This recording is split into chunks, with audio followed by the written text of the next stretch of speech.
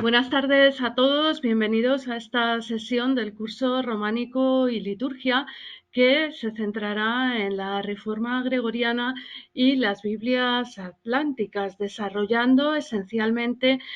sus imágenes y los centros de producción más significativos. Los códices han sido, hasta su reciente revitalización por la historiografía, una de las manifestaciones artísticas más desconocidas, probablemente porque su conservación en bibliotecas y archivos no facilita el acercamiento al público. Sin embargo, entre sus pergaminos encontramos riquísimos repertorios de miniaturas que sirvieron de inspiración para pinturas y esculturas monumentales en el desarrollo del lenguaje románico. Asimismo, su intercambio entre los distintos centros monásticos y catedralicios propició que los códices difundieran modelos homogéneos entre las distintas escuelas artísticas que comenzaban a definirse en la Europa románica, por lo que contribuyeron a la consideración del románico como primer estilo internacional tras las invasiones bárbaras.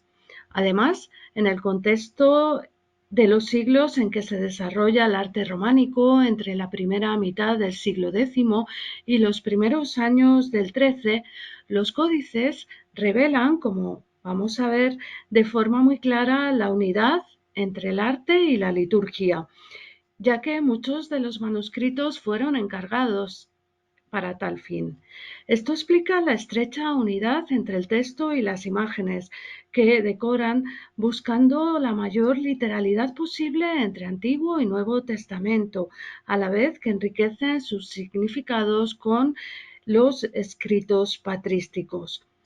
Nuestra conferencia se centrará en las Biblias atlánticas, como les señalaba al principio, y girará en torno a tres preguntas. ¿Qué son las Biblias atlánticas? ¿Cuáles son los principales centros de producción de estos manuscritos? ¿Qué imágenes ornamentan las Biblias atlánticas? Pasemos a nuestro primer punto, a nuestro primer interrogante. A finales del siglo XI, el Papa Gregorio VII impulsó una reforma eclesiástica que buscaba una más estricta observancia de la vida monástica, como se desprende de los decretos promulgados por el pontífice en marzo de 1075, proponiendo la revitalización de la regla benedictina. A su vez, el Papa reclamaba volver al modo de vida de las primeras comunidades cristianas, teniendo como referencia última a los apóstoles. Desde estos planteamientos, Gregorio VII subrayaba la necesidad de una mayor atención a la liturgia y a la oración contemplativa mediante la lectura diaria de la Biblia en el curso del año litúrgico. La lectio divina, derivada del recitado de las escrituras en el coro o en el refectorio monástico, llevó a los monjes a un mayor conocimiento del texto de la Vulgata, de acuerdo con el ordo romano que había sido codificado a mediados del siglo VIII en el Ordo Recitandi Cánones in Ecclesia Romana. Posteriormente, este orden fue asimilado por Cluny, como avala la disposición del monje Ulrico cuando escribe al abad Guillermo de Hirsau entre el año 1079 y el 1082 sobre la liturgia y la educación de los novicios. La reforma gregoriana implicó la supresión de liturgias locales como la ambrosiana en el norte de Europa o la mozárabe en España, que seguían un orden propio en la lectura anual de las Sagradas Escrituras. Gregorio VII quería la unificación litúrgica de Europa bajo el rito romano, lo que hizo necesarios manuscritos acordes con el nuevo culto. Entre estos manuscritos se encontraban las llamadas Biblias atlánticas, con escasas variables en lo que se refiere a su escritura, que fue fiel a la edición vulgata de San Jerónimo y a su decoración, también una decoración de escasas variantes. Al utilizar la terminología de Biblias atlánticas nos estamos refiriendo en primer lugar a sus proporciones, en torno a 60-70 centímetros de altura, lo que hacía que en origen estuvieran divididas en 2 y hasta en 3 volúmenes para su lectura comunitaria sobre facistoles giratorios de madera. Esta praxis de la lectura comunitaria se deduce por los muchos reclamos que podemos encontrar en los márgenes o en la parte inferior de los folios, bien a modo de manos, como la que tienen en pantalla con gesto indicativo dirigido al cuerpo del texto, bien con inscripciones o incluso en algunos casos con notaciones musicales que guiaban a los monjes y evidenciaban el recitado de ciertos capítulos en determinadas solemnidades litúrgicas. A la denominación inicial de Biblias atlánticas, dada ya por el historiador del arte italiano Pietro Toesca en 1912, se sumaron posteriormente otros apelativos, como ven en pantalla, el de Biblias gigantes o el de Biblias monumentales, que insistían en su desmesura. Sin embargo, pronto se atendió a otros caracteres comunes entre estos códices, como por ejemplo la uniformidad de su paleografía carolingia o la introducción de un prefacio ornamental a toda página, o bien la concepción de motivos decorativos y su dependencia del texto de la recensión realizada por Alcuino a principios del siglo IX. Su decoración atiende a una sobriedad y a un sentido pragmático que la Orden de Cluny, uno de los grandes motores del arte románico, ya había plasmado en otros campos artísticos. Asimismo, la nomenclatura de estos manuscritos tampoco quedó al margen de su contexto original en el pontificado de Gregorio VII, por lo que fueron descritos como edición gregoriana de la Vulgata. Pero ¿dónde se localizaron los mayores centros de producción de estas Biblias atlánticas? A partir de un estudio cuantitativo de los manuscritos conservados, se han señalado dos centros de producción especialmente significativos: Milán y Roma. Aunque Quintavalle ha cifrado en torno a 400 manuscritos atlánticos en el siglo X, lo cierto es que han llegado a la actualidad en torno a 80 volúmenes, con una notable presencia en las ciudades anteriormente citadas. Mientras en Milán se pueden rastrear principalmente en el archivo de la Basílica de San Ambrosio y en la sección de manuscritos de la Biblioteca Ambrosiana.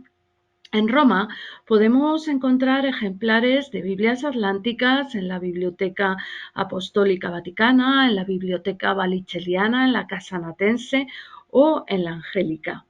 Sin embargo, el hecho de que estas Biblias se intercambiaran entre los distintos centros monásticos y catedralicios favoreció la expansión de estos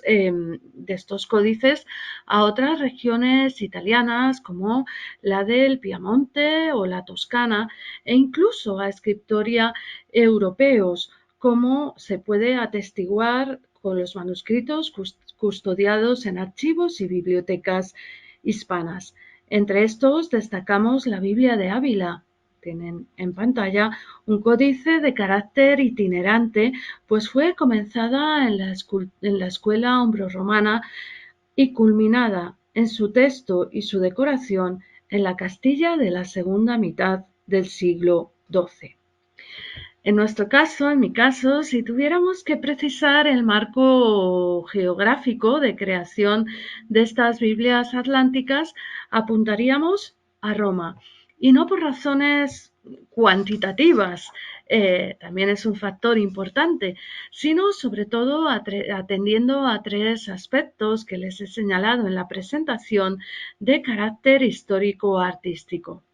En primer lugar, por tratarse Roma del epicentro de la Reforma gregoriana,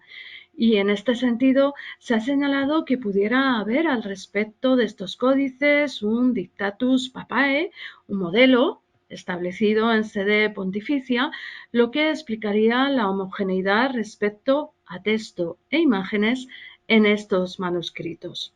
Eires apunta que es muy posible un intercambio de cuadernillos donde estuvieran fijados los modelos de representación, revisados y aprobados por la curia romana.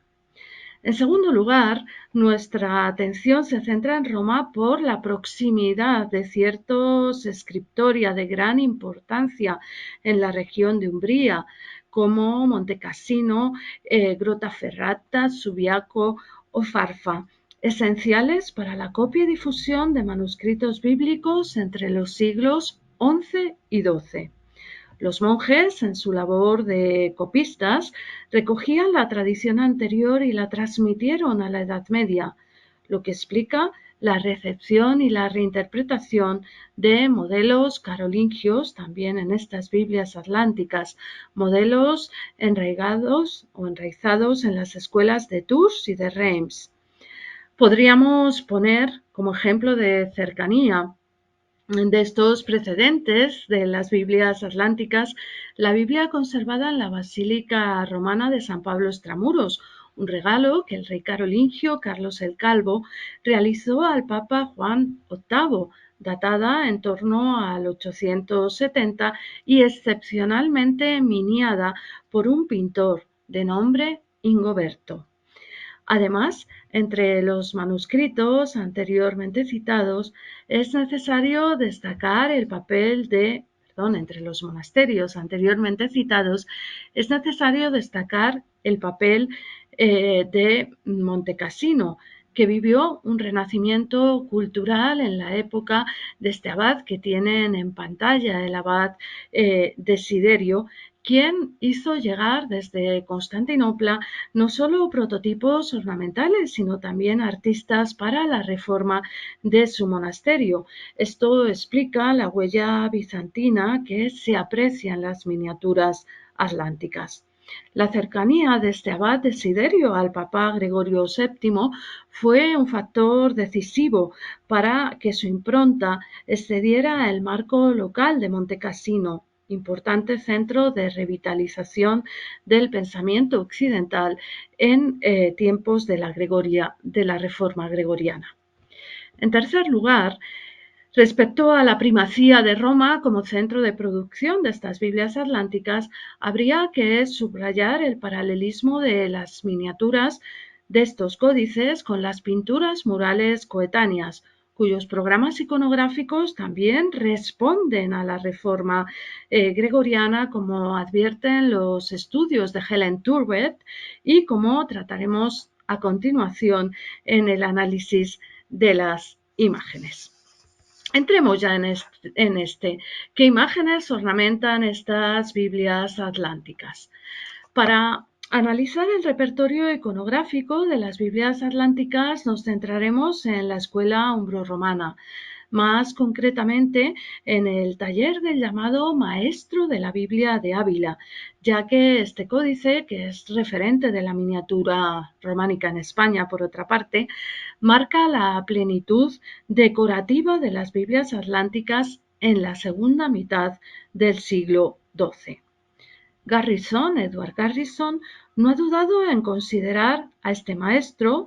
como cabeza de un taller cuya trayectoria comenzaría con este manuscrito que tienen en pantalla, en concreto con la miniatura que decora el incipit al comentario de los Salmos de Odo de Asti, conservada en la Biblioteca Nacional de París. Este maestro continuaría su trayectoria con la ornamentación de dos Biblias, una conservada en el Museo Diocesano de Trento, que tienen en pantalla, y la otra custodiada en el Archivo Capitular de Turín. Y por último, llevaría a plenitud o culminaría su trayectoria con la Biblia de Ávila, representativa de la plenitud del estilo geométrico. A su vez, este taller dejó su impronta en otros manuscritos del siglo XII, no necesariamente de carácter bíblico, como son los pasionarios conservados en la Biblioteca Ambrosiana de Milán. Los estudios sobre la miniatura italiana de Edward Garrison y Knut Berg llevaron a acuñar una expresión para definir el vocabulario artístico propio de los manuscritos que nos ocupan: estilo geométrico. Además, estos investigadores trazaron 3 etapas fundamentales para el desarrollo de este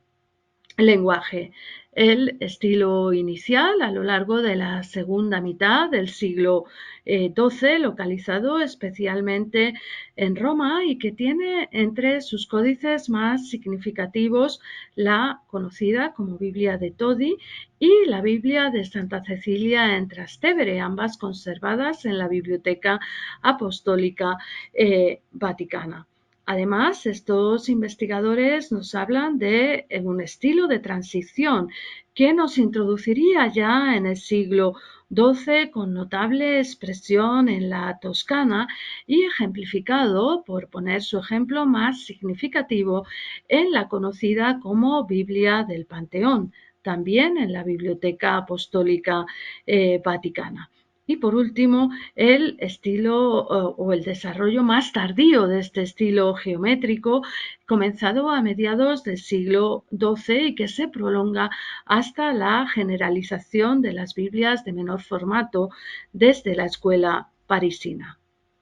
Klein considera que este estilo se convierte en signo de identidad de las Biblias atlánticas y las diferencia de sus precedentes carolingios y otonianos. En la fase más temprana del estilo geométrico ya advertimos como clave argumental o clave ornamental la configuración de grandes capitales, de grandes iniciales para señalar el comienzo de los libros de Antiguo y Nuevo Testamento y por tanto para reforzar así la estructura interna de estos códices. Antes de entrar en su análisis formal, creemos necesario recordar cómo la Biblia, más allá de su fin para la liturgia y la lectio divina, fue utilizada en las escuelas monásticas y catedralicias, sobre todo en las monásticas, para enseñar las letras, para introducir en la lectura, por lo que podemos contemplar estas capitales como abecedarios monumentales que guiaban a su vez la lectura comunitaria.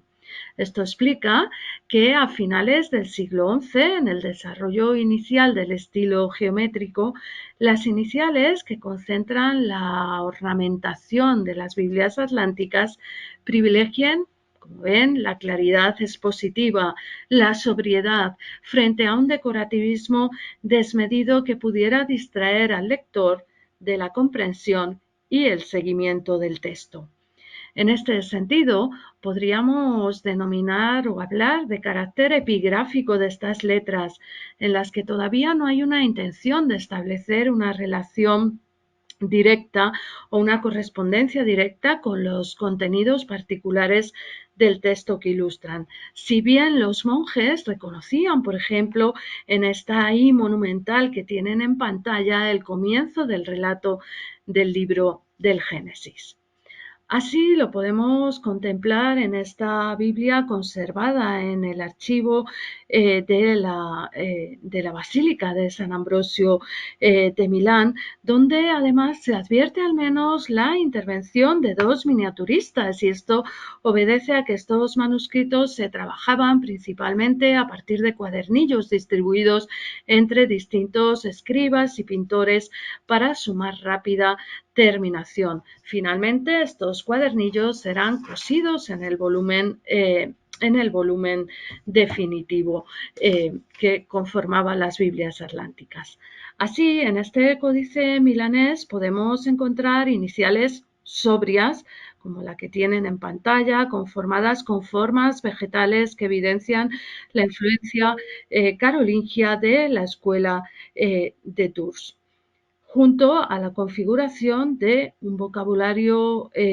geométrico con las constantes que veremos hasta su máximo desarrollo en el siglo XII. En esta segunda imagen del folio 157 vuelto ya advertimos una estructura amarilla para definir la forma de la letra, grecas interiores de aspas, rosetas, cuatripétalos y una paleta cromática dominante de tintes azules, rojos y verdes. Eyres propone que el amarillo exterior se introdujera para imitar desde la austeridad monástica el oro que hasta ahora había definido las iniciales de las Biblias carolingias. A medida que avanzamos en el siglo XII, estas iniciales, como ven, enriquecieron sus estructuras con entrelazos, como ven en el detalle de nuestra derecha. Estos entrelazos derivaban de la tradición insular. También enriquecieron sus estructuras con remates de palmetas, especialmente en la prolongación inferior de las letras, remates con figuras zoomorfas y también con mascarones como el que ven en pantalla, remates que todavía no entablan una relación directa con los textos y sí un deseo de ennoblecer con su belleza la liturgia a la que servían estos códices. Progresivamente, sin variables significativas respecto a la estructura de las iniciales a sus grecas interiores, estas letras se convirtieron en marco para los llamados retratos de autor, alusivos a los protagonistas de los distintos libros bíblicos. En su recreación, aquí tienen un retrato de autor de la Biblia de Ávila en pantalla, se acentúa el carácter conceptual, ya que no hay individualización de los personajes, únicamente atributos iconográficos genéricos y rasgos comunes en sus rostros que permiten establecer, como veremos posteriormente, un paralelismo con pinturas murales coetáneas. Aquí tienen otro retrato de autor, en este caso de la Biblia procedente de la colección Barberini, conservada en la Biblioteca Apostólica Vaticana. El elenco de retratos de autor es encabezado por San Jerónimo, aquí ya lo tienen, traductor de la Vulgata, representado como escriba en el instante de redactar su carta al obispo Paulino de Nola, acompañado en la Biblia de Ávila de un diácono, probablemente San Ambrosio, que se apresura a recoger la epístola con las manos veladas. San Jerónimo destaca por su jerarquización y se convierte en signo de autoridad para estas Biblias atlánticas que seguían el texto de la Vulgata. Si bien en algunos casos hay que señalar que se advierten en las Biblias atlánticas puntuales reminiscencias de la Vetus latina, esta edición anterior a la versión jerónima. En el contexto de la Reforma Gregoriana, la presencia de San Jerónimo en las Biblias atlánticas enfatiza la legitimidad de estos manuscritos e indirectamente la soberanía de Roma. De la mano de San Jerónimo, la Biblia se convierte en lugar de autoridad, cobrando su epístola un gran valor como mensaje para los monjes, ya que San Jerónimo urgía a Paulino de Nola a estudiar, vivir y meditar las Escrituras. Entre los retratos de autor del Antiguo Testamento se suceden en las Biblias atlánticas, patriarcas, profetas, tocados en algunos casos, como vemos en esta representación de Moisés, por el solideo propio del pueblo judío y portando filacterias de pergamino que refieren de modo genérico a la antigua ley. Se podría decir que también para esta tipología de las Biblias atlánticas se reinterpreta una tradición anterior, pues hay constancia de que ya los repertorios bizantinos, al menos desde el siglo X, se difundieron códices miniados con la presencia de los libros proféticos y la representación consiguiente de los profetas como figuras independientes en paralelo al texto. Especialmente destacadas, muy ricamente destacadas, son las figuras de los reyes de Israel, reyes que portan el cetro, reyes coronados, reyes revestidos con mantos fibulados. Entre estas miniaturas se enfatiza al rey David, no solo por su condición real, sino también como compositor de los salmos, un libro que encierra en las Biblias atlánticas un mayor decorativismo, pues no en vano era fundamental el recitado comunitario de estos salmos. Además, en las representaciones, el rey David puede aparecer en las Biblias atlánticas, como esta de Santa Cecilia in Trastevere, acompañado de los 4 músicos que le acompañaron en la composición de los salmos, tal y como se recoge en el texto bíblico. Estos son Asaf, Emán, Etán e Idithun, que aunque no tienen atributos iconográficos propios, se ven identificados por las inscripciones y a su vez por el texto bíblico paralelo. Entre los personajes que asoman a las iniciales del Nuevo Testamento, sin duda destacan las figuras de los evangelistas.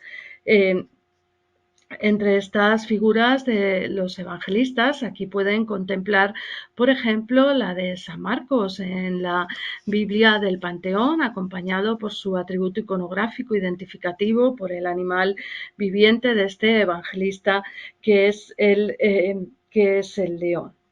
Además, entre los retratos de autor del Nuevo Testamento también destaca la figura de San Pablo,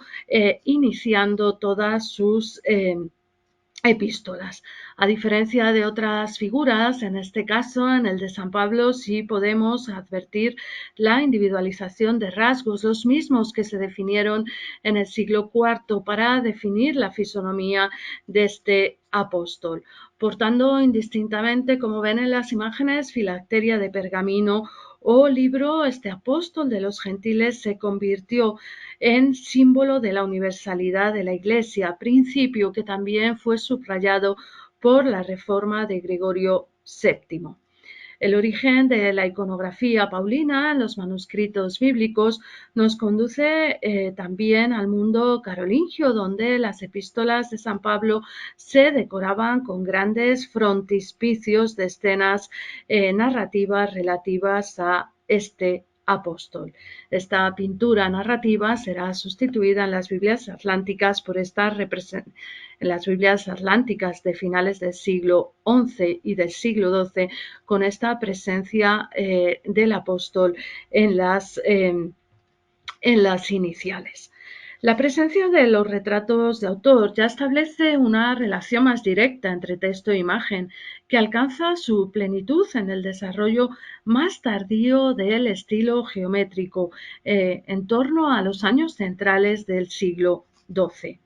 A partir de entonces, la miniatura se reviste de carácter narrativo, con la intención de referir ya episodios concretos de los relatos bíblicos. Podemos hablar, como ven en pantalla ya, de iniciales historiadas. Podemos hablar de frisos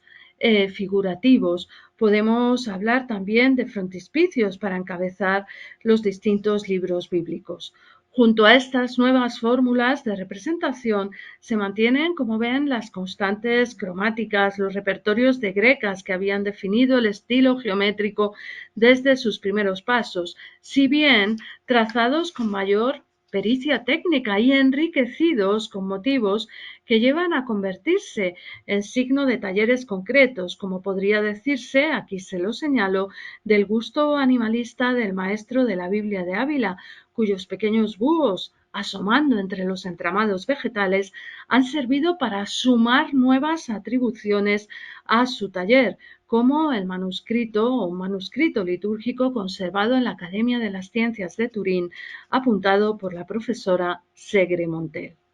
En el estilo geométrico más tardío, los personajes pueden rebasar incluso el marco o el límite establecido por las iniciales, situarse, como ven, en paralelo a la caja de texto, o bien ser sustituidos por figuras zoomorfas que revelan la incidencia de precedentes merovingios contemplados en los propios scriptoria monásticos, como se observa en este comienzo del libro de Ruth en la Biblia de Ávila. Un estudio pormenorizado de los manuscritos desde mediados del siglo XII también permite aventurar que en estos scriptoria comienzan a participar laicos en la tarea de copiar y decorar estos códices. Si esto lo planteamos atendiendo, ¿no?, a ciertos errores iconográficos, como esta disposición invertida de una de las iniciales, o como la confusión de la miniatura que se introduce al comienzo del libro de Tobías y que, sin embargo, hace referencia a la iconografía de Job. Para destacar la narración pictórica de Antiguo y Nuevo Testamento en las Biblias atlánticas, nos vamos a basar en dos códices. Por un lado, el que tienen ya en la pantalla, la Biblia del Panteón, datada en torno a 1140, y por otro, la Biblia de Ávila, elaborada en torno a 1160-1170 y terminada posteriormente en España. En lo referente a la primera, a la Biblia del Panteón, sus miniaturas constituyen uno de los compendios más completos del Antiguo Testamento. Aquí tendrían una síntesis del ciclo del Génesis, protagonizado por Adán y Eva, y en paralelo tendríamos pues el éxodo del pueblo de Israel llevando por el desierto el arca de la antigua ley. Veríamos que tenemos miniaturas además en frisos superiores, completando los libros de los Reyes, de Ezequiel, de Daniel, de Proverbios, de Eclesiastés, del Cantar de los Cantares, de la Sabiduría, del Eclesiástico, de Job, de Tobías o de Judith. Por ejemplo, aquí tienen pues la visión de Ezequiel con la configuración de los 4 animales vivientes. Aquí podríamos ver un ciclo completo o más completo de la figura de Job o de la iconografía del libro de Tobías. Peter Brieger, atendiendo a la preferencia por las escenas del Antiguo Testamento en estas Biblias atlánticas, apunta que ésta podría obedecer al deseo de frenar las herejías que en el medievo ponían en duda el valor de estos escritos. Respecto a la narración, la Biblia de Ávila supone una excepción, ya que cuando el códice llegó a España desde tierras umbroromanas, primero se terminó en lo que se refería a su texto, añadiendo los libros tercero, cuarto, quinto de Esdras, completando los salmos. De hecho, aquí les traigo las iniciales que encabezan estos libros y donde ya a primera vista advertimos un cambio de taller, un cambio de mano, una renovación respecto al estilo geométrico anterior, con esta flexibilidad de la metamorfosis de las formas animales, de las formas vegetales para conformar la estructura de las letras. Les decía también que cuando este códice llega a España se añade un episodio inicial del Antiguo Testamento, el Arca de Noé, y a su vez, y aquí está la mayor novedad frente al dominio de escenas veterotestamentarias en los talleres umbroromanos, se añade un cuadernillo dedicado al Nuevo Testamento, un cuadernillo donde se suceden, ¿no?, como ven, a folio completo y en registros superpuestos, pues la escena, un ciclo que sintetiza infancia, pasión, vida pública y resurrección de Cristo. Vamos a ver cómo se suceden el bautismo de Cristo, las bodas de Caná, se sucede también la presentación en el templo, las tentaciones desarrolladas de forma pormenorizada en una sucesión de tiempos. También se desarrolla para dar entrada al ciclo litúrgico de Semana Santa, la entrada en Jerusalén, la última cena, el lavatorio de los pies, el prendimiento de Cristo, la crucifixión, el descendimiento. También entrando en el último ciclo de triunfo y resurrección, encontramos la llegada de las 3 mujeres al sepulcro vacío, la anástasis de clara influencia de repertorios orientales, encontramos también la aparición de Cristo resucitado a María Magdalena con la fórmula iconográfica del Noli Me Tangere y el encuentro de Cristo con los discípulos de Maús, donde Cristo se representa a modo de peregrino anacrónico de la Edad Media, quizá por una interpretación errónea del término latino peregrini, dispuesto en el titulus que acompaña la miniatura y que en realidad hace referencia a los forasteros, tal y como se recoge en el texto bíblico coetáneo. Aquí tenemos la cena de Cristo con los discípulos de Maús, la duda de Santo Tomás con una jerarquización notable del gesto de Cristo, la ascensión de Cristo a los cielos y finalmente el envío de los apóstoles para anunciar el reino de Dios, la evangelización del mundo por parte de los apóstoles. Más allá del cambio de taller, de la simplificación formal que introducen estas composiciones,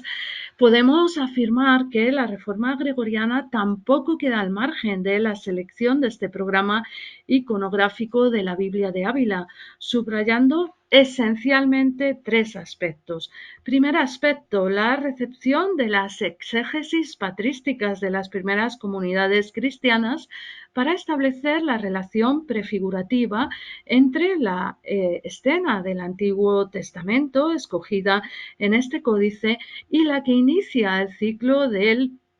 Nuevo Testamento, el bautismo de Cristo. En segundo lugar, el segundo aspecto que enfatiza la incidencia de la reforma gregoriana en el programa iconográfico de la Biblia de Ávila es el protagonismo de la figura de San Pedro, tanto en las iniciales que encabezan sus epístolas como en escenas narrativas de lavatorio o de prendimiento de Cristo, escenas esenciales en lo que se refiere a la incidencia de la liturgia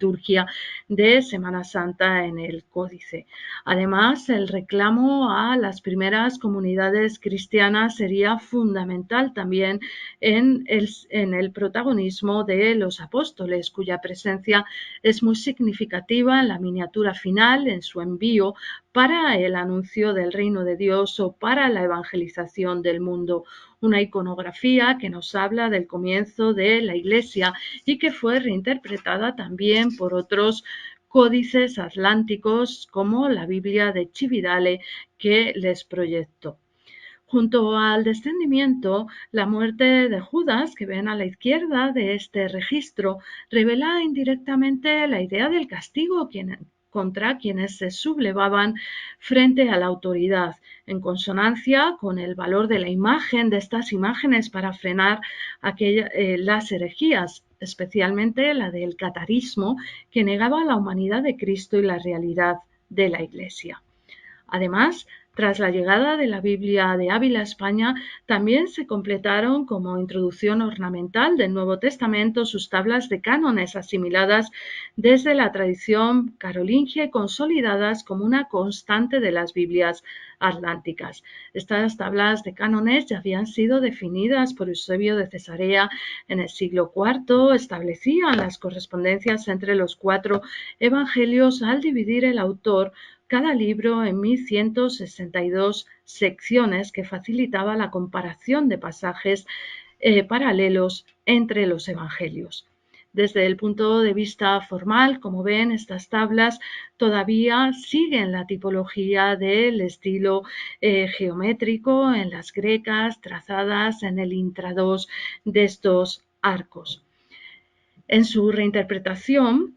simbólica de estas tablas de cánones, Walter Kahn propone la analogía de estas composiciones con los pórticos monumentales que nos introducen en las iglesias y que aquí nos conducirían a la lectura unitaria de los 4 evangelios, dando el paso del Antiguo al Nuevo Testamento. En la Biblia de Ávila, esta estructura arquitectónica se completa con la presencia del tetramorfos, de los 4 animales vivientes que inciden en la correspondencia de los textos. Estos 4 animales vivientes no se representan aquí, como era habitual en la tradición romana, con forma enteramente zoomorfa animal, sino que se representan siguiendo la tradición mozárabe de los siglos VIII y IX, con cabeza animal completando el cuerpo humano. Por ello, en las tablas de cánones de la Biblia de Ávila podemos decir que se sintetizan la doble intervención en este códice, la italiana en primer lugar en la estructura y la hispana con el añadido de las figuras. Las Biblias atlánticas, en este último bloque de la conferencia, quiero mostrar cómo reinterpretan modelos que no se circunscriben únicamente a los códices de estilo geométrico ni a sus precedentes carolingios, sino que también apuntan a otras manifestaciones artísticas coetáneas como la escultura, la musivaria, la hebraria y sobre todo la pintura mural. En este sentido, habría que anotar que los cuadernillos de modelos que se difundían entre los scriptoria para la decoración de códices eran también referencia para otros artesanos, estableciendo una influencia recíproca entre las distintas artes. Respecto a los mosaicos absidiales de las basílicas romanas, podrían parangonarse la representación de profetas y apóstoles, como ven en pantalla, con manto cruzado el profeta Isaías portando su filacteria de notable hieratismo y frontalidad, podría compararse con los retratos de autor que hemos contemplado en las iniciales bíblicas. Una observación más directa de los repertorios nos conduce al mosaico absidial de la Basílica de San Clemente en Roma, una de las obras además más estrechamente vinculadas con la reforma gregoriana en palabras de Helen Turbet. En este mosaico se aprecia también un gusto animalista que ya hemos reseñado en el Maestro de la Biblia de Ávila, si bien en el códice destaca ante todo el fin ornamental, mientras que en el mosaico los motivos se revisten de valor alegórico en relación con la crucifixión que centraliza el conjunto. Este conjunto está datado en los años centrales del siglo XII con una importante presencia de principios estilísticos bizantinos, una nota común a la miniatura explicada desde modelos originales elaborados en el Scriptorium de la Abadía de Montecassino. También entre los relieves escultóricos y las miniaturas de las Biblias atlánticas se advierte una fuente de inspiración conjunta, especialmente para los remates ornamentales de las iniciales, por ejemplo, en el caso de las palmetas, en el caso de las rosetas o de los motivos trenzados, como vemos en este detalle del relieve. Relieves coetáneos y paralelos al repertorio de las Biblias atlánticas podríamos encontrar en San Clemente, en la estructura que cierra el coro de la basílica, podríamos encontrar en la propia Santa Cecilia en Trastevere, donde ya hemos señalado que se minió y se conservó una importante Biblia atlántica datada en torno al 1080, por cierto, coincidiendo esta datación con la consagración que Gregorio VII realizó de un altar en esta basílica, entonces monasterio de Santa Cecilia en Trastevere. También podríamos encontrar detalles de relieves con motivos similares a las Biblias atlánticas en la Basílica de Santa Praxedes o en el claustro de San Pablo extramuros. Pero sin duda, como adelantábamos, el mayor paralelismo lo encontramos en lo que se refiere a pinturas murales. Aquí les traía el conjunto de la Basílica de Santa María, en este caso tenemos Sant'Angelo Informis con pinturas datadas en torno al 1072, pinturas donde se pone de manifiesto el criterio prefigurativo para la selección del programa iconográfico, igual que señalábamos en pinturas atlánticas. y pinturas donde también se ponen de manifiesto tipologías para definir a las figuras reiteradas en los retratos de autor de las Biblias atlánticas y también en las escenas que las componen. El parangón con las pinturas murales se subraya también en la Basílica de San Clemente, en este caso en la Basílica Inferior, donde se conservan frescos datados en torno al 1080 al 1082, impulsados por la familia Rapizza y con historias de San Clemente y de San Alexio representadas tanto en el nartes como en la nave lateral de esta iglesia. Aquí tenemos las pinturas relativas a la historia de San Clemente en el nartes y nave lateral, nave del Evangelio de la Basílica Inferior de San Clemente. Aquí tenemos un detalle relativo a la historia de San Alexio, donde volvemos a advertir la misma tipología para definir de forma genérica las figuras. También en la Basílica de San Giovanni a Porta Latina, en concreto en los restos del juicio final encontrados en el nartes, podemos hablar de esta incidencia mutua entre los repertorios de las miniaturas y pinturas murales. Pinturas murales que asimilan el modelo de los códices incluso en la primera mitad del siglo XIII, cuando podemos encontrar una bellísima capilla totalmente pintada, la capilla de San Silvestre en el monasterio de los Cuatro Santos Coronados, una capilla que ya se va a datar en torno a 1247 y que hace extensivos al siglo XIII los modelos para trabajar las figuras que se habían establecido en las Biblias atlánticas precedentes. Igualmente se ha propuesto la incidencia de los repertorios miniados en esta tabla trabajada al temple y conservada en los museos vaticanos, firmada por dos maestros, Joanes y Nicolaus, y relativa a el juicio final. Tampoco la parte hispana de la Biblia de Ávila queda al margen del parangón con las pinturas murales. Son dos de sus escenas, la de la Última Cena y la del Prendimiento, las que se han puesto en relación con las pinturas absidiales del presbiterio de la iglesia de San Justo en Segovia. El desprendimiento de pigmentos debido a la humedad que se ha vivido en los siglos pasados en la iglesia de San Justo no permite establecer un paralelo en cuanto a paleta cromática, en cuanto a tratamiento de figuras, pero sí en cuanto a la fórmula iconográfica que define la composición tanto en la Biblia como en las pinturas murales de esta iglesia. Para cerrar, simplemente traer paralelos con la escultura también en la parte hispana de la Biblia de Ávila. Fíjense cómo este tratamiento de Cristo como peregrino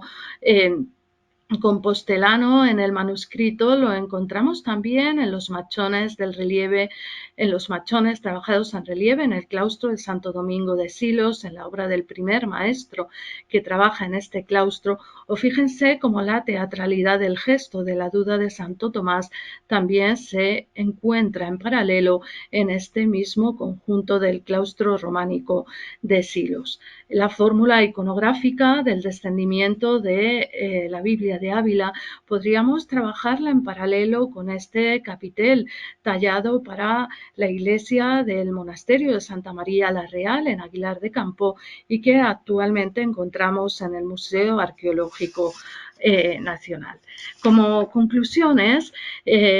sí quería incidir en que las Biblias atlánticas son instrumento privilegiado al servicio de la liturgia en el contexto de la Reforma gregoriana. Desde luego, su producción pone de manifiesto el importante papel que los monjes de Cluny tuvieron para la configuración y expansión del arte románico a partir de sus scriptoria, donde la copia y decoración de manuscritos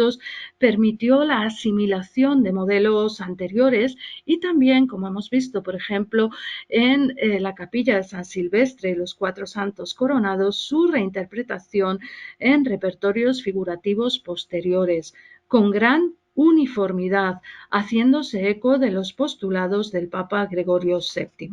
Por eso, aunque parte de estos códices se encuentren en la actualidad, como decíamos al principio de la conferencia, en fondos de bibliotecas y archivos, es necesario recordar el contexto en el que fueron creados para comprender el alcance real de sus miniaturas, que mediante sus relatos visuales aunan tradición oriental y occidental.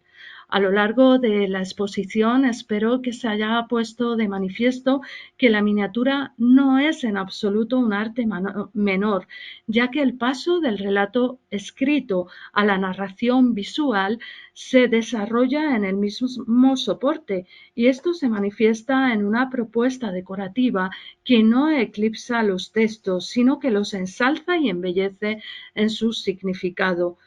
Frente a las herejías del momento, especialmente a la de los cátaros, quienes negaban la humanidad de Cristo y la realidad de la Iglesia, estas miniaturas se convierten también en un instrumento para difundir las ideas de la reforma gregoriana. Bien, solo me resta agradecerles su atención. Muchísimas gracias por su presencia, por su atención y emplazarles para el coloquio que tendremos el día 14 de marzo a las 6 de la tarde, donde me pongo a su disposición para cualquier duda o puntualización que pudiera haber surgido al respecto de este rápido recorrido por las Biblias atlánticas en relación a la liturgia. Muchísimas gracias.